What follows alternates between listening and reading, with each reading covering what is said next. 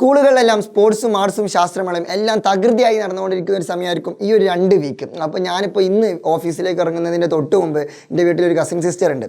അപ്പോൾ അവൾ ഇന്ന് ബാഗൊന്നുമില്ല, ബാഗിൽ പുസ്തകവും കാര്യങ്ങളൊന്നുമില്ല. അപ്പോൾ ഞാൻ ഞാൻ അങ്ങനെ ബാഗ് ഇങ്ങനെ തൂക്കിയിട്ട് ഇതിലൊന്നുമില്ലല്ലോ, ഈ സ്കൂൾക്ക് തന്നെയല്ലേ പോകണമെന്ന് വെറുതെ ചുമ്മാ ഒരു കാഷ്വലി ചോദിച്ചു. അപ്പോൾ ഇന്ന് ഞങ്ങൾക്ക് ഒപ്പനൻ്റെ പ്രാക്ടീസ് ഉണ്ട്, ഇന്ന് ക്ലാസ് ഒന്നുമില്ല, ഫുൾ വൈബ്. അപ്പോൾ കൊള്ളാലോ കളി. അപ്പോഴാണ് എനിക്ക് മൈൻഡ് കത്തിയത്. അതായത് ഇപ്പോൾ എല്ലാ സ്കൂളുകളിലും ഇങ്ങനെ കലോത്സവം അതുപോലെ സ്പോർട്സും ആർട്സും ഒക്കെ നടന്നുകൊണ്ടിരിക്കുന്ന ഒരു സമയമാണ്, ഒരു പീക്ക് സീസണാണ്. ഇതിൻ്റെ ഒരു ടൈമാണ്. കുട്ടികൾ മൊത്തത്തിലൊരു വൈബായിരിക്കും. നിങ്ങളെല്ലാവരും ഒരു ജഗപൊക വൈബിലായിരിക്കും അല്ലേ. പണ്ട് ഞാനും ഇതേപോലെ ആയിരുന്നു. എനിക്കും ഭയങ്കര ഇഷ്ടമാണ് ഈ സ്പോർട്സും ആർട്സൊക്കെ. എനിക്ക് ശാസ്ത്രമേള അത്ര ഇഷ്ടമല്ല, പക്ഷേ സ്പോർട്സും ആർട്സും എനിക്ക് ഭയങ്കര ഇഷ്ടമാണ്. അത് ഓരോരുത്തരുടെ ഡിപ്പെൻസ് ആയിരിക്കും. ഇനി പോട്ടെ. അപ്പോൾ എല്ലാവരും ഇങ്ങനെ ഒപ്പന, വട്ടപ്പാട്ട്, അറബന, ചാക്യാർകൂത്ത്, ദഫ്മുട്ട്, കോൽക്കളി, മോഹിനിയാട്ടം, ഭരതനാട്യം, കുച്ചിപ്പുടി, അങ്ങനെ പല ഐറ്റത്തിലും പങ്കെടുക്കുന്ന ഒരുപാട് പേരുണ്ടാവും. അത് പങ്കെടുക്കാതെ വെറുതെ 2 ദിവസം അവധി കിട്ടുമല്ലോ അങ്ങനെയുള്ള മൈൻഡുള്ള കുട്ടികളുണ്ടാവും. ഇപ്പോൾ എൻ്റെ ഒരു കസിൻ ബ്രദർ ഉണ്ട്, ഓൻ 9ാം ക്ലാസ്സിലാണ്.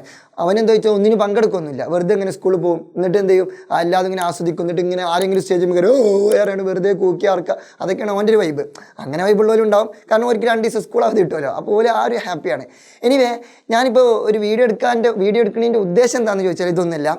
ഇപ്പോൾ അടുത്തിടെ 2 ദിവസം മുമ്പ് ഞാനൊരു ചെറിയൊരു ന്യൂസ് കട്ടിങ് കണ്ട്. ആ ന്യൂസ് കട്ടിങ്ങിൽ ഇങ്ങനെ ഒരു കാര്യം കൊടുത്തിട്ടുണ്ട്: ഇത്തവണ മുതൽ അല്ലെങ്കിൽ ഈ വർഷം മുതൽ സംസ്ഥാന സ്കൂൾ കലോത്സവം നിർത്തലാക്കും.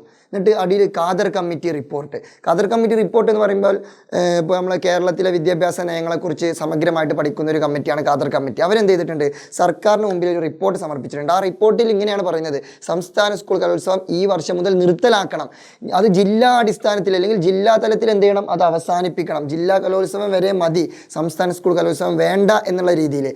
ശരിക്കും സത്യം പറഞ്ഞാൽ ഞാൻ ആകെ എന്തോ കിലുങ്ങിപ്പോയി. ഇതെന്താ ഇങ്ങനെയൊക്കെ നടക്കുമോ എന്നുള്ള രീതിയിൽ. എന്തൊക്കെയാണ് ഈ കൊച്ചു കേരളത്തിൽ സംഭവിക്കുന്നത്, ആ ഒരു മൈൻഡായിപ്പോയി. കാരണം ഏഷ്യയിലെ ഏറ്റവും വലിയ കലാമാമാങ്കമാണ് കേരള സംസ്ഥാന സ്കൂൾ കലോത്സവം. ഇന്ത്യയിലെയും കേരളത്തിലെയല്ല, ഏഷ്യയിലെ തന്നെ ഏറ്റവും വലിയ കലാമാമാങ്കമാണ് നമ്മളെ കലോത്സവം. ആ കലോത്സവം പെട്ടെന്ന് ഒരു കാലഘട്ടത്തിൽ നിർത്തലാക്കുക എന്നൊക്കെ പറഞ്ഞാൽ അതൊരിക്കലും അംഗീകരിക്കബിൾ അല്ല.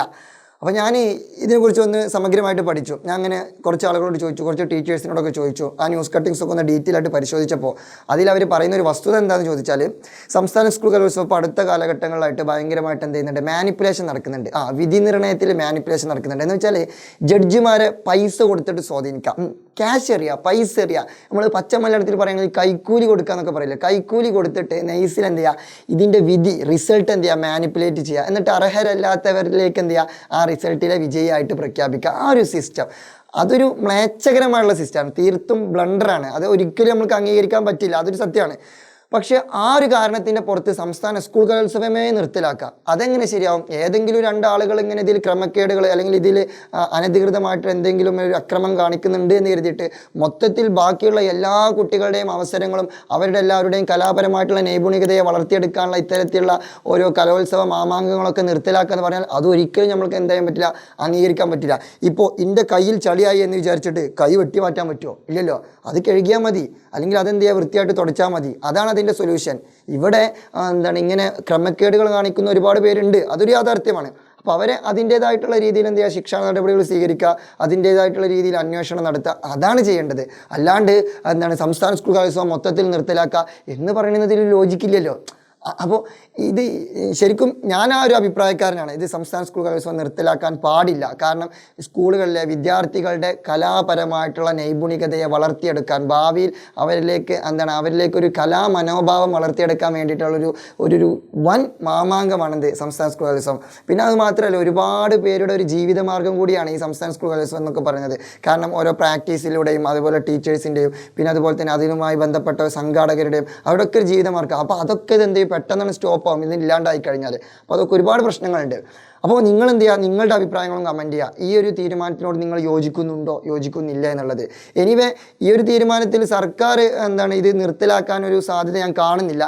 എന്തായാലും ഇവർ റിപ്പോർട്ട് സമർപ്പിച്ചിട്ടുണ്ട്. ആ റിപ്പോർട്ട് സർക്കാർ സമഗ്രമായിട്ട് പഠിച്ചിട്ട് ഈ വർഷം ഇത് നിർത്തലാക്കണമോ നിർത്തലാക്കണ്ടേ എന്നുള്ളത് എന്ത് ചെയ്യും, ഒരു ഉചിതമായ തീരുമാനം എടുക്കും. മന്ത്രിസഭ ഒരു തീരുമാനം ഉണ്ടാവും വിദ്യാഭ്യാസ മന്ത്രിക്ക് കീഴിൽ.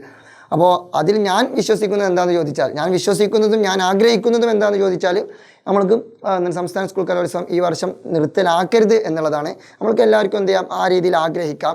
ഇനി നിങ്ങളുടെ അഭിപ്രായങ്ങൾ എന്ത് ചെയ്യുക, ജസ്റ്റ് ഒന്ന് കമൻറ്റ് ചെയ്യുക. പിന്നെ നിങ്ങളുടെ കൂട്ടുകാർക്കൊക്കെ എന്ത് ചെയ്യുക, ഈ വീഡിയോ ഒന്ന് ഷെയർ ചെയ്യുക. കാരണം ഇത് 4 ആൾക്കാർ അറിയണം. 4 ആൾക്കാർ അറിഞ്ഞിട്ട് എന്ത് ചെയ്യണം, എല്ലാവരും അവരുടെ അഭിപ്രായങ്ങൾ കമൻറ്റ് ചെയ്യണം. അങ്ങനെ എല്ലാവരും സമഗ്രമായിട്ട് അഭിപ്രായങ്ങൾ രേഖപ്പെടുത്തി കഴിഞ്ഞാൽ ഇതിൻ്റെ ഒരു സീരിയസ്നെസ് ഉന്നതമായിട്ടുള്ള അധികാരികൾക്ക് മനസ്സിലാവുകയുള്ളൂ. അപ്പോൾ അവരെന്ത് ചെയ്യും, നമ്മൾക്ക് വേണ്ട രീതിയിൽ എന്ത് ചെയ്യും, അതിന് അനുയോജ്യമായിട്ടുള്ളൊരു തീരുമാനമെടുക്കും. എനിവേ നമ്മൾക്കൊരു ഗുഡായിട്ടുള്ളൊരു തീരുമാനം പ്രതീക്ഷിക്കാം. ഞാൻ പ്രതീക്ഷിക്കുന്നത് സംസ്ഥാന സ്കൂൾ കലോത്സവം ഈ വർഷം നടക്കുമെന്നാണ്. പക്ഷേ നടക്കില്ല എന്നുള്ള രീതിയിൽ ഒരു റിപ്പോർട്ട് സമർപ്പിച്ചിട്ടുണ്ടെങ്കിലും അതിനൊരു പോസിബിലിറ്റി ഞാൻ കാണുന്നില്ല. ഇനി അറിയില്ല, ഞാനല്ലല്ലോ വിദ്യാഭ്യാസ മന്ത്രി, നമ്മൾക്ക് നോക്കാം. എനിവേ നിങ്ങൾ എന്ത് ചെയ്യുക, നിങ്ങളുടെ കൂട്ടുകാർക്കൊന്ന് ഷെയർ ചെയ്യുക, നിങ്ങളുടെ അഭിപ്രായങ്ങൾ കമൻറ്റ് ചെയ്യുക. ഓക്കെ, അപ്പോൾ ദി ബെസ്റ്റ്.